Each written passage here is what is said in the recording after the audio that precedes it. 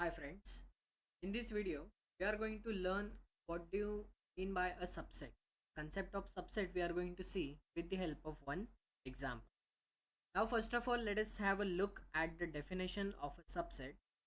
If A and B are two given sets and every element of set B is also an element of set A, then the set B is called as a subset of set A. Its symbolic representation is given as B is subset of A. This symbol between B and A is called as a subset symbol. We have to write C and C like alphabet, and one underline is to be given beneath it. It is read as B is subset of A, or we can also say that B subset A.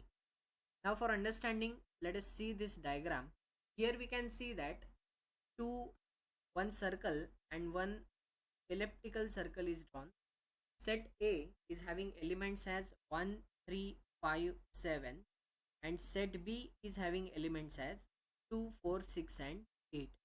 Now in this particular case, in this diagram, set B is included, or we can say that it is present inside set A itself. Hence it is called as a subset of A. Now for sake of example, for better understanding, we'll see one more. Here in this case, you can see that set A is having elements as 1, 3, 5, 7, 9 and 10. Total 6 elements are there, and set B is having 3 elements 1, 5 and 11. Now in case of this, set B is having all those elements which are part of set A. See, 1 is present in set A, 5 is also present in set A, and 11 is also present in set A.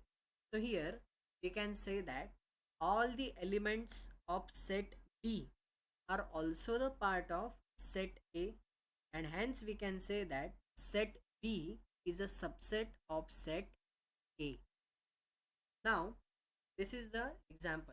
In this case, we cannot say that A is subset of B, because the elements which are present in B, all the elements are not present in A. A is having its own different elements.